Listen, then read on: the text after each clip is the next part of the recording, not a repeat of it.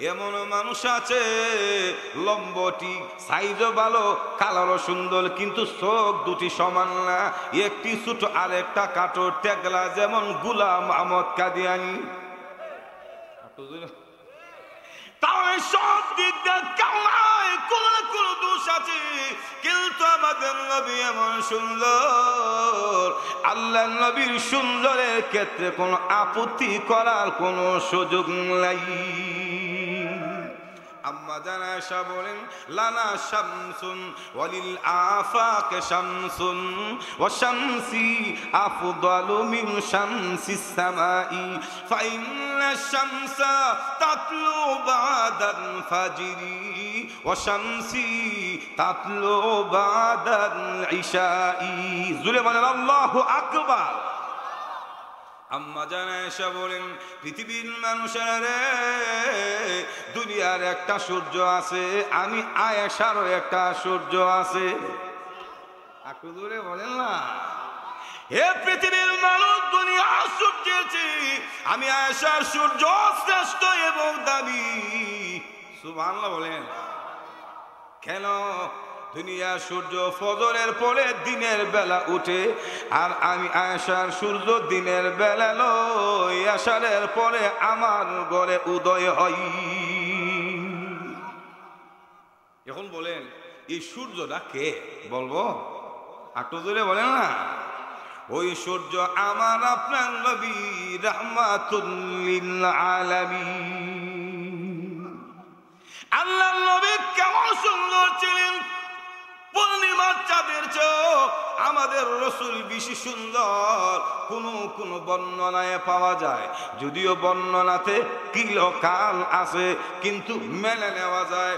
মা আয়েশা সিদ্দিকা বলেন, দুনিয়ার মানুষেরা রে, আমার স্বামী রাহমাতুল লিল আলামিন আমার বর্ষার রজনীতে আমি আয়েশার ঘরে যখন ঢুকতো, রসুলের সুন্দরের কারণে আমার ঘরটা এবং আলোকিত হতো, এমন ফুকাস দিত, আমার লাইট লাগতো না, ল্যাম্পের আলো লাগতো না, এনার্জি এলইডি বাল্ব লাগতো না, সৌর বিদ্যুৎ আর পিডিবি অথবা এলপিজি কিছুই লাগতো না। রসুলের সুন্দরের কারণে আমার ঘরটা এমন আলোকিত হতো, আমি আয়েশা ইচ্ছে করলে নবীর সুন্দরের সামনে শুয়ের ছিদ্র দিয়া সুতা ঢুকানো সম্ভব হতো। এমন চিন্তা করেন, সুন্দর কম না বেশি? একটু জোরে বলেন। সমাজের বাস্তবতা এমন, কেউ যদি সুন্দর হয় দেখবেন তো তার চরিত্রের মধ্যে কিছু দোষ থাকে, কিছু টুনটুনি করে। জোরে কোন ঠিক না? কিন্তু আমাদের নবী রাহমাতুল লিল আলামিন এমন সুন্দর, যেমন সুন্দর রসুলের চরিত্র বল আরো সুন্দর। আল্লাহ নিজেই কোরআনে ঘোষণা দিয়েছেন, বলবনি? একটু জোরে কোন না। ওয়া ইন্নাকা লাআলা খুলুকিন আযীম।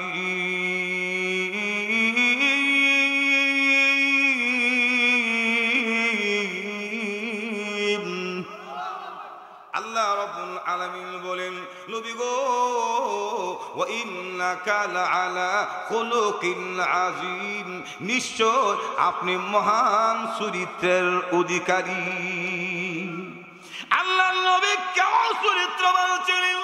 উম্মাতুল মুমিনিন মা আয়েশা সিদ্দিকা রাদিয়াল্লাহু তাআলা আনহা ওনাকে জিজ্ঞেস করেন, ও মা গো, বলুন না দেখি নবীর চরিত্রটা কেমন ছিল? আম্মা জান আয়েশা বলেন, কানা খুলুকুহু আল কুরআন। সুবহানাল্লাহ বলেন। একটু জোরে বলেন না। আপনি ভালো না খারাপ, সুন্দর না কালো, আপনার চরিত্র দোষ আছে না নাই, এটা দুনিয়ার কেউ না জানলো, আপনার বউ ভালো করে যায়। কারণ দুই ব্যক্তি এমন রিপোর্ট দিতে পারে যে এই রিপোর্টটা ইন্ডিয়ার র আর ইসরায়েলের মোসাদ, বাংলাদেশের গোয়েন্দা বিভাগের মনে করেন সিআইডিরও পারে না। এই দুইজন ব্যক্তির মধ্যে একজন হলো বউ, দিয়ে ভালোবাসে না, ভালোবাসে ঠিক আছে, কিন্তু জীবন সে বেশি না। তার মানে হলো জীবন দেয়া ভালোবাসা এরা সবার দ্বারা হয় না, কারণ বিষয়টা অনেক কঠিন। একটু জোরে এখন না। যেমন আমরা সমাজে স্বামী স্ত্রী একজন আরেকজনের প্রতি প্রেম ভালোবাসা মহব্বত আছে না নাই? কয়জন জামাই পাইবেন যে ময়রা বউরে বাঁচাইব? একটু যদি এখন কয়জন বউ পাইবেন যে আমি ময়রা তোমারে বাঁচাই? স্বামীর যদি 2টা কিডনি ড্যামেজ হয়ে যায় আর ইবনে সিনা হসপিটাল থেকে যদি বলে যে তোমার বউয়ের 2টা কিডনি আনো, বউরে যদি বলেন দেলাও আমি বাঁচি, দেখবেন তো বউ কবে তুমি মরলে অসুবিধা কি, কত জামাই আইবার যাইব।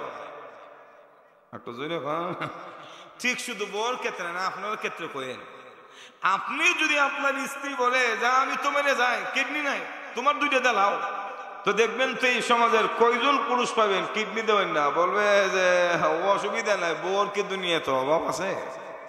একটু জোরে এখন না, তার মানে হলো জীবন দিয়া ভালোবাসার লোকের সংখ্যা নগণ্য, কম, বিরল। আর জোরে এখন তো উমর রাদিয়াল্লাহু তাআলা তিনি আল্লাহর রাসূলকে বলেন হুজুর ভালোবাসি ঠিকই কিন্তু জীবন দিয়া না। আল্লাহর রাসূল বলেন উমর তুমি মুমিন হতে পারো না। তো উমর রাদিয়াল্লাহু তাআলা কি যদি বলে মুমিন হইছো না, উমর মানবো? উনি মানার মানুষ। হযরত উমর বলেন হুজুর বলেন কি, আপনি সাক্ষী থাকেন আমি আমার জীবনের চেয়ে আপনি আল্লাহর হাবিবকে বেশি ভালোবাসেন। একটু জোরে এখন এইভাবে সব সাহাবী কেরাম ভালোবাসার প্রমাণ দিয়েছেন, নজরানা পেশ করেছেন।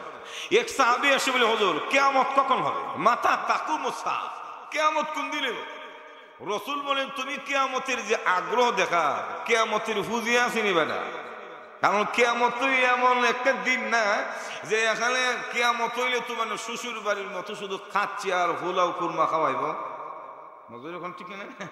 কিয়ামত হইলে এমন একটা দিবস যেই দিবসে প্রত্যেকটা মানুষকে তার দুনিয়ার কর্মের ফলাফল দেওয়া হবে। এখন না যারা দুনিয়াতে চুরি করে, এই যে শীতের দিন গরু চোর আছে না নাই, ইয়ারান চুরের হিসাব নিকাশ ফলাফল কোন দিনে? হাসরের দিনে। মজুর এখন ঠিক না? সাউন্ড একটু বাড়াই দাও। যারা এই দুনিয়াতে সন্ত্রাস ত্রাস সৃষ্টি করে, জুলুম করে, এদের হিসাব নিকাশ কোন দিন হবে? যারা এই সমস্ত ইসলামী সম্মেলনে আসে, আল্লাহ রাস্তায় দান করে, মাদ্রাসায় পড়াশোনা করে, খেদমত করে, নামাজ ইবাদত বন্দেগী করে, এর ফলাফল কোন দিন ভোগ করবে? এটা আমার কথা না, আল্লাহ নিজে কোরআনে বলছেন। বলবো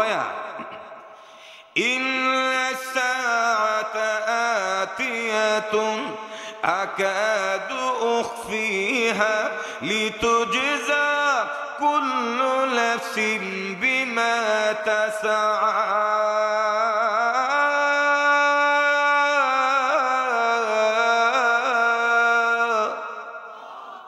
লিতুজজা কুল্লু নাফসিন বিমা তাসআ। প্রত্যেকটা মানুষ দুনিয়াতে যা কামাই করেছে এর বদলা দেওয়ার জন্য কিয়ামত আসবে। এখন না যে যত বানো খারাপ করতেছেন এর বদলা কোন দিন দেওয়া হবে? তো সাহাবী যখন বলে হুজুর কিয়ামত কখন, রাসূল বলেন কিয়ামতের হুজি আছে তোমার কাছে, কি আমল করছো? তখন ওই সাহাবী বলে হুজুর আমল তো বেশি নাই, তবে আপনাকে ভালোবাসি। আরো আসতে কইন সুবহানাল্লাহ। হুজুর আমার জীবনে তেমন কোন আমল নাই, কিন্তু আপনি আল্লাহর নবীকে বড় ভালোবাসি, আমার জীবনের চেয়ে আপনি বিশ্ব নবীকে বেশি ভালোবাসি। আল্লাহর রাসূল বলেন সাহাবীরে তুমি যেহেতু আমাকে ভালোবাসো তাহলে শোনো, আলমার ও মান আহাব্বা, যে যাকে ভালোবাসে তার সঙ্গে তার হাসর হবে। আপনি যদি আল্লাহ নবীকে ভালোবাসেন নবীর সঙ্গে আপনার হাসর হবে। এখন না আপনার সমাজে কিছু যুবক আছে রোনালদোরে ভালোবাসে, এখন ঠিক মেসিরে ভালোবাসে, আর্জেন্টিনা ব্রাজিলে ভালোবাসতে বাসতে সুসাইডও করে। এখন না রাসূল যে বলছেন আলমার ও মান আহাব্বা, যার সাথে যার মহাব্বত তার সাথে তার কিয়ামত। এখন মেসিরে যারা ভালোবাসে, মেসি কিতে বেহেশতে টিকিট হয়ে আলাইছে। এখন না আল্লাহর নবী সাহাবীকে জানিয়ে দিলেন তুমি যেহেতু আমাকে ভালোবাসো, আমি রাসূল জানিয়ে দিলাম কিয়ামতের ময়দানে আমি মুহাম্মদের সঙ্গে তোমার হাসর হবে। আপনি যদি আলিম উলামাকে ভালোবাসেন, নাইবে নবীদেরকে ভালোবাসেন, আপনার হাসর নাইবে নবীদের সঙ্গে হবে। একটু জোরে এখন না। আরেক সাহাবী এসে বলেন, ইয়া রাসূলুল্লাহ, ইয়া হাবিবাল্লাহ, আল্লাহর নবী গো, ইবাদত বন্দিগি তো তেমন করতে পারি নাই, কিন্তু আপনাকে ভালোবাসি। হে নবী, আপনাকে যদি না দেখি তখন আমার ভালো লাগে না, শান্তি লাগে না। তাই একটা মুহূর্ত আপনার নুরানি চেহারা দেখার জন্য দৌড়ায়া চলে আসি। এটাই বাস্তবতা। দুনিয়াতে যে যাকে ভালোবাসে অন্তত একটা নজর হলো চেহারাটা দেখে। যেমন আমরা সমাজে, আমরা ব্রাহ্মণবাড়িয়া মানুষ তো রেমিটেন্স যুদ্ধের ক্ষেত্রে আমরা 3 নম্বরে আছি। মজুর এখন ঠিক না, এমনি সব দিক দিয়ে 1 নম্বর, কিন্তু রেমিটেন্সের দিক দিয়ে 3 নম্বর। মানে প্রবাসীর দিক দিয়ে আমরা 3 নম্বরে অর্থনৈতিকভাবে সরকারকে সহযোগিতা করি।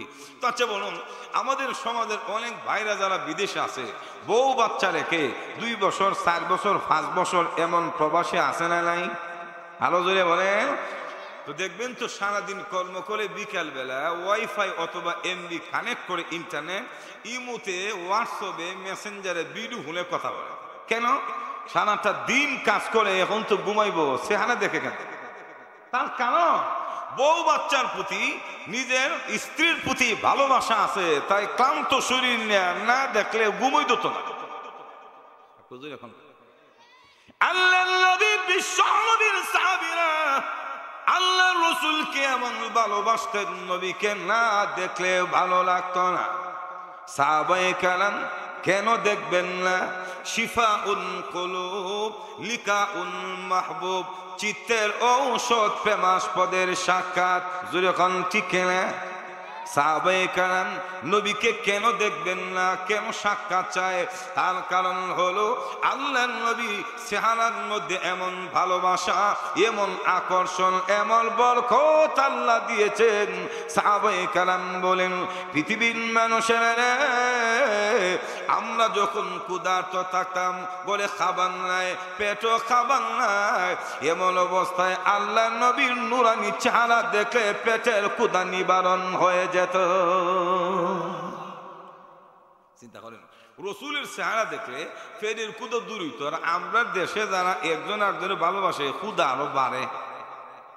একটু যদি সাহাবীকে বলেন, ইয়া রাসূলুল্লাহ, ওগো নবীজি, আপনাকে বড় ভালোবাসি, এই জন্য না দেখলে ভালো লাগে না। যখন মনে চায় তখন চলে আসি, কিন্তু ভয় হয়, জান্নাতের কথা মনে হলে বড় ভয় হয়। বলে কেন? নবী গো, আপনি তো হলেন সবচেয়ে বড় দামি, সবচেয়ে সম্মানী, আল্লাহর পরে সমগ্র জগতে আপনার সে দামি কেউ নাই। আসলে কিতা একটু জোরে বলেন না। অগলবিজি দামি যিনি হয়ে থাকেন, তার সঙ্গে যখন মনে চায় তখন তো দেখা করা যায় না, সাক্ষাৎ করা যায় না। যেমন আপনারাই বলেন, আমাদের বর্তমান অন্তর্বর্তীকালীন সরকার যিনি, ওনার নাম কি? বলেন না বাবা, যেমনি কইছেন বোঝা যাবে একজন সাধারণ মানুষ। জনাব ডক্টর মোহাম্মদ ইউনূস সাহেব। কথা বলেন ঠিক না? আন্তর্জাতিক মানের ফিলার, ওনার নাম দেব বলেন, এটা হয় না। বলেন জনাব ডক্টর মোহাম্মদ ইউনূস। এখন এই আনিল বলবো, আমাদের সরালির কেউ যদি মনে করে ওনাকে দেখবে, সাক্ষাৎ করবে, যখন মন চাই তখনই পারবেন। এদিকে আমরা মাদ্রাসার হুজুর হয়ে গেছেন, আর ইমাম সাহেব বলে টেলাইদের ঢুকে দেবেন, ফর্ম ফিল আপ করতে করতে 3 সপ্তাহ নাই। বুঝলি এখন ঠিক কিনা? এরপরে শিডিউল দেখি না, সন্দেহ আছে। জোরে বলেন ঠিক কিনা? ওই সাহাবী বলেন, ইয়া রাসূলুল্লাহ, ওগো নবীজি, দামি মানুষকে যখন মনে চায় তখন দেখা করা যায় না। নবী গো, আপনি তো অনেক দামি, অনেক মর্যাদাশীল, জান্নাতের ভেতরে যখন মনে চায় তখন দেখতে পাবো কি? হে নবী, যদি আপনাকে না দেখতে পাই কেমনে থাকবো, আমার টেনশন বেড়ে গেছে, ভালো লাগে না। এখন তো ভালো না লাগলে চলে আসি, কোনো বাধা নাই, কোনো আপত্তি নাই, কোনো পারমিশন নাই, কোনো গিট পাস নাই, অনুমতি লাগে না। আল্লাহ নবী গো, আপনি তো হলেন সবচেয়ে বড় দামি, জান্নাতের ভেতরে সবচেয়ে বড় জান্নাতে থাকবেন, উঁচু মাকামে আপনি থাকবেন।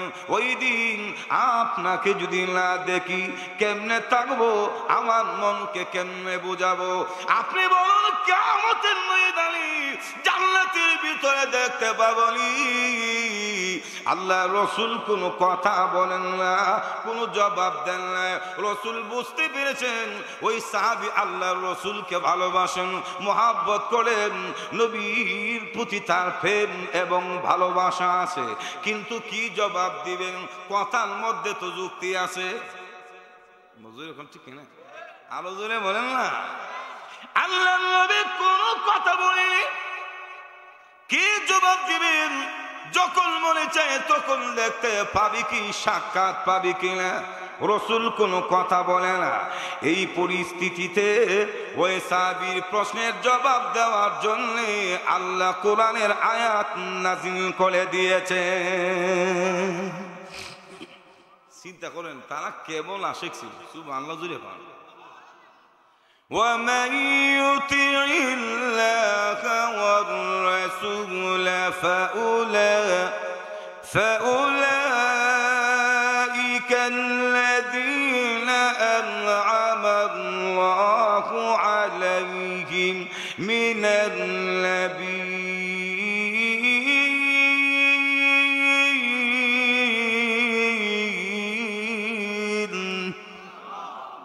আল্লাহ আয়াত নাযিল করে দিলেন, নবী গো আপনি জানিয়ে দেন, মাইয়ুতিইল্লাহ ওয়ার রাসূলা, যে ব্যক্তি আমি আল্লাহ এবং আমার রাসূলকে, আপনি বিশ্ব নবীকে অনুসরণ করবে, আপনার আদর্শ লালন করবে, হে নবী আপনি জানিয়ে দেন জান্নাতের ভেতরে আপনি বিশ্ব নবীর সঙ্গে তার বসবাস হবে।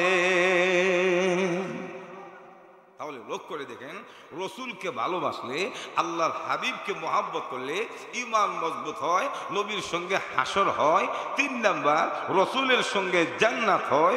4র্থ নাম্বার রসুলকে আনুগত্য করতে সুবিধা হয়।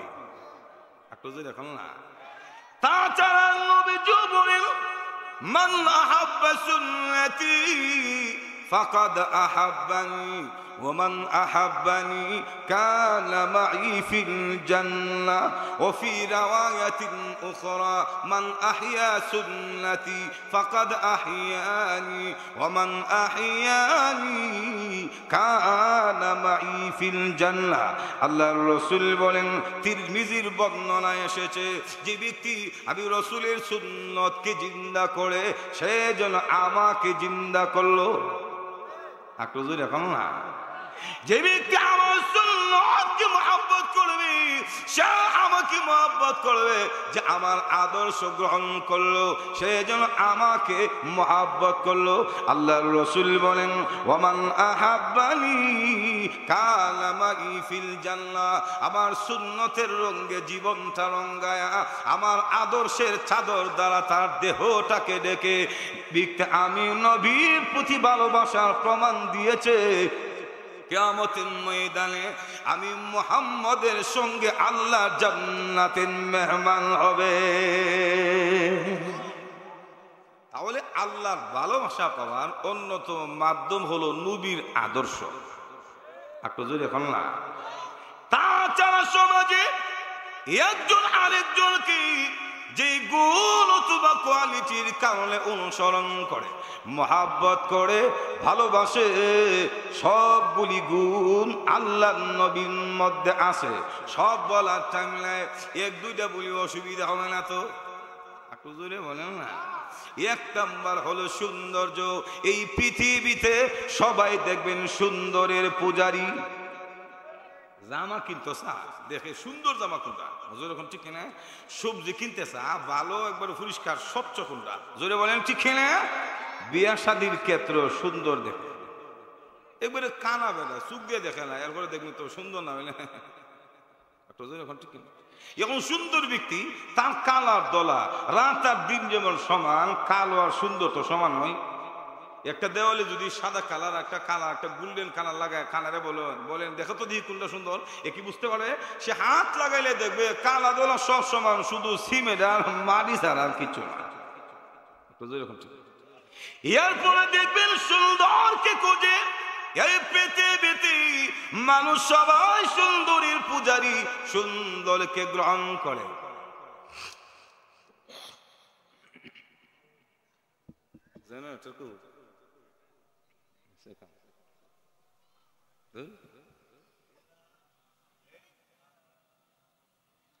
খাটো না, এতটুকু লম্বা ছিলেন, যতটুকু সকলের দৃষ্টিতে সুন্দর মনে হয়। আমাদের সমাজে কিছু মানুষ দেখবেন গায়ের রং ফর্সা, লম্বা ঠিক আছে, কিন্তু চোখ দুটি ছোট, কপালের গোলায় যেমন ডব্লিউ বুশ, বুশের চোখ কিন্তু দেখবেন তো ছোট ছোট, বুড়ি রাইলের মতো, নজর এখন ঠিক কেনে, তাহলে চোখ ছোট ইটা আবার দোষ। আবার দেখবেন এমন মানুষ আছে লম্বটি সাইজও ভালো, কালারও সুন্দর, কিন্তু চোখ দুটি সমান না, একটি ছোট আর একটা কাটো টেগলা, যেমন গোলাম আহমদ কাদিয়ানি। তাহলে সব দিক দিয়ে কামায় কোন না কোন দোষ আছে, কিন্তু আমাদের নবী এমন সুন্দর, আল্লাহ নবীর সুন্দরের ক্ষেত্রে কোনো আপত্তি করার কোনো সুযোগ নাই। আম্মা জান আয়েশা বলেন, লানা শামসুন ওয়ালিল আফাক শামসুন ওয়া শামসি আফদালু মিন শামসিস সামাই ফাইন্না শামসা তাতলু বাদাল ফাজরি ওয়া শামসি তাতলু বাদাল ইশাই। জুরে বলেন আল্লাহু আকবার। আম্মা জান আয়েশা বলেন, পৃথিবীর মানুষেরা রে, দুনিয়ার একটা সূর্য আছে, আমি আয়েশারও একটা সূর্য আছে। একটু দূরে বলেন না, হে পৃথিবীর মানুষ, দুনিয়ার সূর্যের চেয়ে আমি আয়েশার সূর্য শ্রেষ্ঠ এবং দামি। সুবহানাল্লাহ বলেন। কেন? দুনিয়ার সূর্য ফজরের পরে দিনের বেলা উঠে, আর আমি আয়েশার সূর্য দিনের বেলা নয়, আশারের পরে আমার ঘরে উদয় হয়। এখন বলেন এই সূর্যটা কে? বলবো? একটু জোরে বলেন না। ওই সূর্য আমার আপনার নবী রাহমাতুল লিল আলামিন। আল্লাহর নবী কেমন সুন্দর ছিলেন, পূর্ণিমার চাঁদের চেয়েও আমাদের রসুল বেশি সুন্দর। কোন বর্ণনায় পাওয়া যায়, যদিও বর্ণনাতে কিলোকাল আছে, কিন্তু মেনে নেওয়া যায়। মা আয়েশা সিদ্দিকা বলেন, দুনিয়ার মানুষেরা রে, আমার স্বামী রাহমাতুল লিল আলামিন আমার বর্ষার রজনীতে আমি আয়েশার ঘরে যখন ঢুকতো, রসুলের সুন্দরের কারণে আমার ঘরটা এবং আলোকিত হতো, এমন ফুকাস দিত, আমার লাইট লাগতো না, ল্যাম্পের আলো লাগতো না, এনার্জি এলইডি বাল্ব লাগতো না, সৌর বিদ্যুৎ আর পিডিবি অথবা এলপিজি কিছুই লাগতো না। রসুলের সুন্দরের কারণে আমার ঘরটা এমন আলোকিত হতো, আমি আয়েশা ইচ্ছে করলে নবীর সুন্দরের সামনে শুয়ের ছিদ্র দিয়া সুতা ঢুকানো সম্ভব হতো। এরকম চিন্তা করেন, সুন্দর কম না বেশি? আটো জোরে বলেন। সমাজের বাস্তবতা এমন, কেউ যদি সুন্দর হয় দেখবেন তো তার চরিত্রের মধ্যে কিছু দোষ থাকে, কিছু টুনটুনি করে, জোরে এখন ঠিক না? কিন্তু আমাদের নবী রাহমাতুল লিল আলামিন এমন সুন্দর, যেমন সুন্দর রসুলের চরিত্র বড় আরো সুন্দর। আল্লাহ নিজেই কোরআনে ঘোষণা দিয়েছেন, বলবনি একটু জোরে এখন না, ওয়া ইন্নাকা লাআলা খুলুকিন আযীম।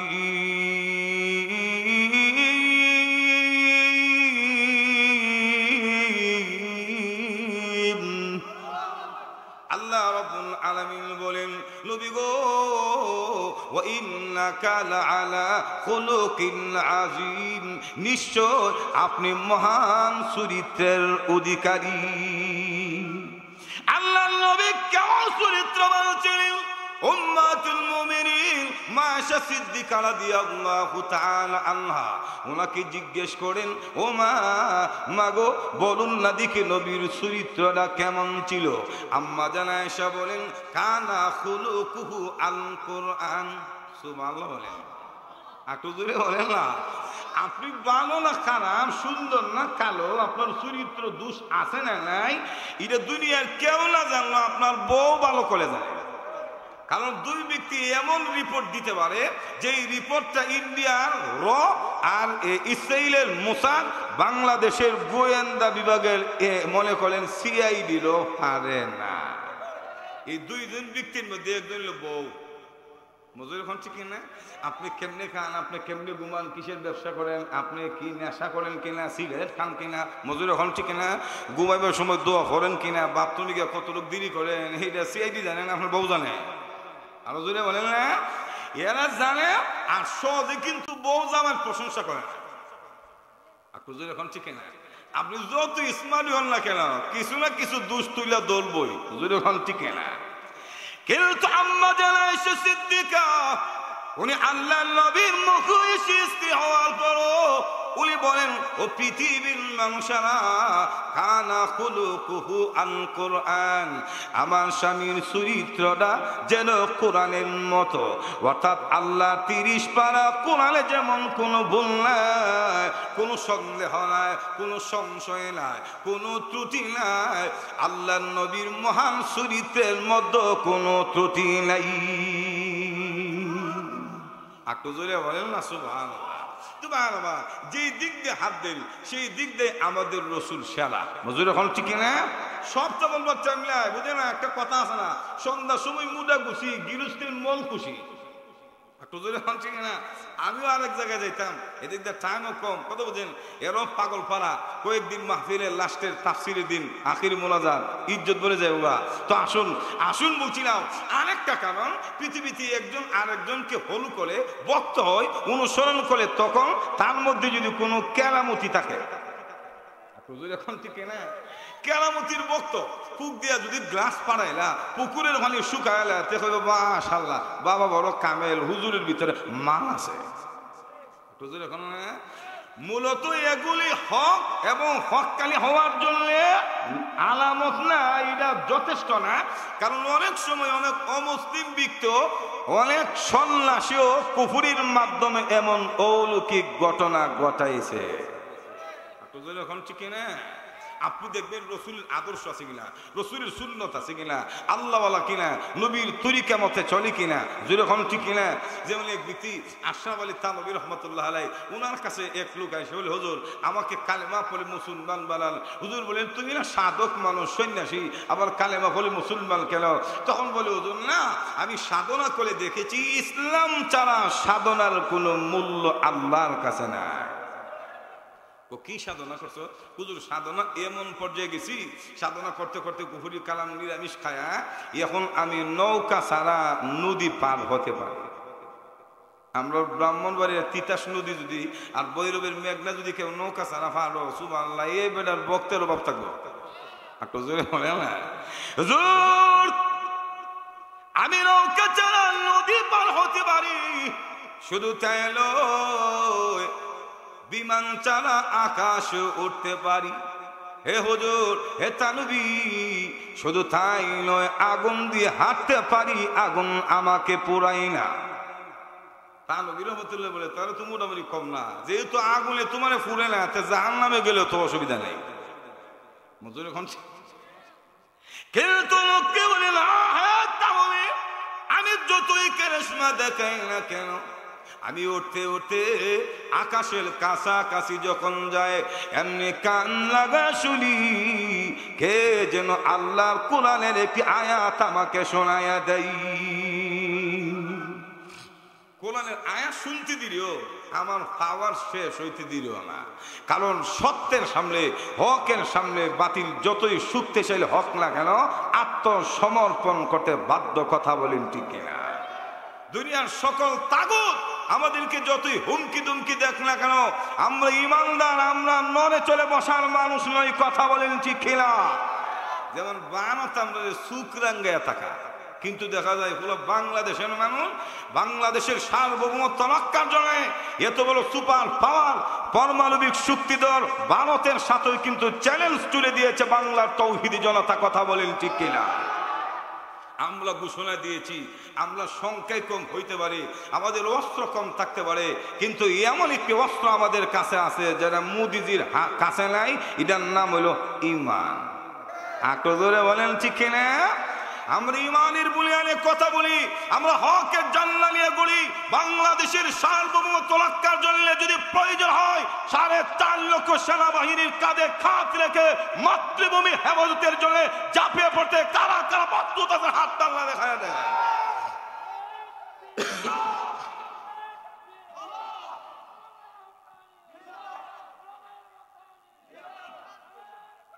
কারণ দিন শেষে আমরা জানি দুনিয়ার বেঈমান রইল মুর্দা, ইমানদার রইল জিন্দা। আর আমরা অটোমেটিক সাহায্য করবেন কে? আল্লাহ কোরআনে বলছেন, বলবো وَكَانَ حَقًّا عَلَيْنَا نَصْرُ الْمُؤْمِنِينَ।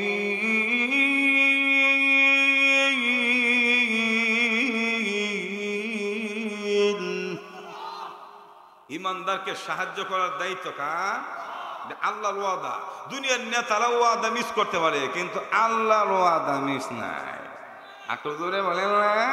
আল্লাহ কোরআনে বলেন, ইন্নাল্লাহা লা ইউখলিফুল মিআদ।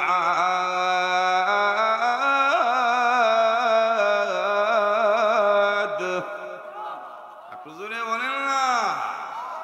আমরা বলি হে বেঈমানের গোষ্ঠী, আমরা কিন্তু এমন একটা জাতি, আমরা যুদ্ধ করা জাতি, কারো দয়ায় বাংলাদেশ স্বাধীনতা অর্জন করি নাই।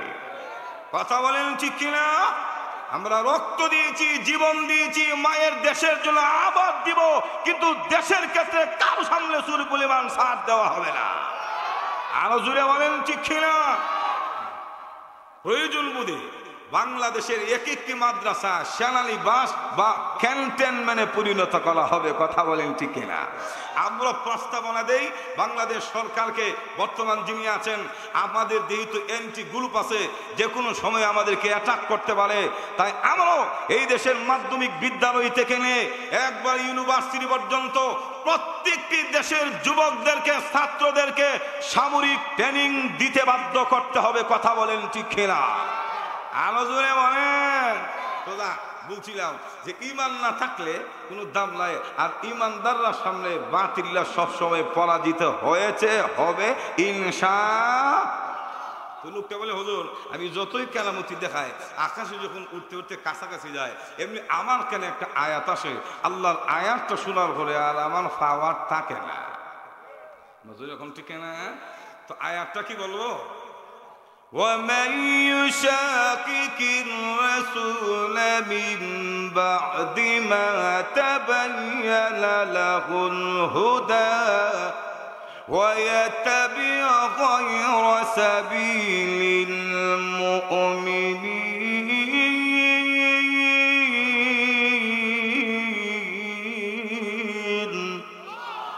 نُوَلِّهِ مَا تَوَلَّى نُصْلِيهِ جَهَنَّمَ وَسَاءَتْ مَصِيرًا।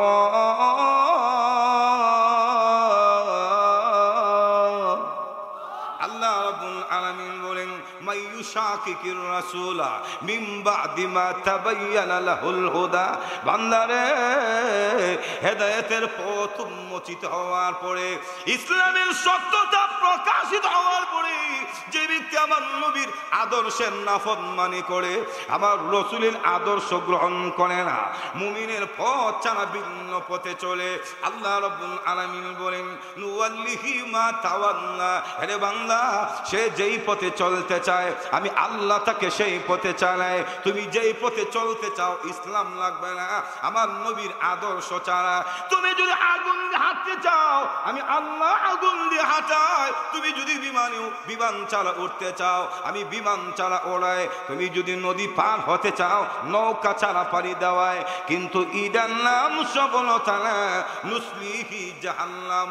আমার নবীর আদর্শ ছাড়া, ইসলাম ছাড়া যতই কেরামতি দেখাও না কেন, জাহান্নাম ছাড়া কোনো উপায় হবে না। একটু জোরে বলেন ঠিক কিনা? ইসলাম মেনে যদি কেরামতি দেখা তো অসুবিধা নাই। যেমন আমাদের ব্রাহ্মণবাড়িয়ার কুতুবগণ ফখর বাঙ্গাল রহমাতুল্লাহ আলাইহি, মুফতি শাহাবুদুর রহমাতুল্লাহ আলাইহি, বলো হুজুর রহমাতুল্লাহ আলাইহি, ওনাদের জীবনী আমরা যেইভাবে অধ্যয়ন করেছি যদি বলতে যায় সুবহানাল্লাহ, কেরামতি শেষ হইতো না। হুজুর এখন ঠিক কিনা? ভাই আমার যাক সময় কম, তো আসুন বলছিলাম সব দিক দিয়ে বিবেচনা করলে আমাদের রসুল হলেন সবার উপরে।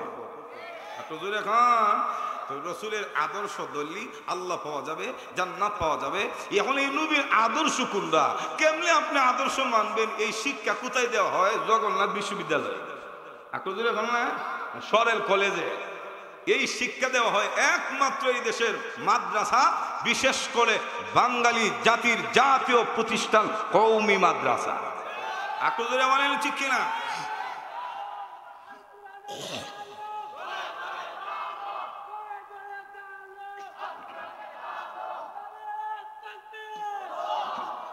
ভাই আমার, আমি তো আপনাদের এলাকার সন্তান, সুতরাং যে কোনো মুহূর্তে দেখবেন বয়ান করতে পারবো। অনেক ওলামায়ে কেরাম এসেছেন, ওনারা কথা বলবে। শুধুমাত্র আমি আপনাদের সামনে ইউটিউবে তো অনেক বয়ান আছে, প্রায় শত বয়ান আছে। মুফতি কেবাইতুল্লাহ আল মাহদি লেখলে ইউটিউবের মধ্যে প্রায় 32টি সাবজেক্টের উপরে আমার লম্বা বয়ান আছে, সেখান থেকে শুনবেন। কিন্তু আজকের যে মাহফিলটা হলো নবীর আদর্শ যেখানে শিক্ষা দেওয়া হয়, আপনারা বুঝছেন যে মাদ্রাসায় শিক্ষা দেওয়া হয়। কথা বলেন ঠিক না? সুতরাং এই মাদ্রাসা দিন দিন উন্নতি হোক, সেখান থেকে দেশ রক্ষার, ইসলাম রক্ষার সৈনিক বের হোক। আপনারা চান কি চান না? যদি চান তাহলে প্রতিষ্ঠানের দিকে তাকায়া পরকালের চিন্তা করে একটু সহযোগিতার জন্য আমরা আপনাদের কাছে হাত বাড়াবো। সবাই সার্বিক সহযোগিতা করতে প্রস্তুত আছেন তো ইনশাআল্লাহ? কে কে প্রস্তুত না হাত তুলে? কে কে প্রস্তুত আছেন হাত তুলে? মাশাআল্লাহ, আল্লাহ কবুল করুন।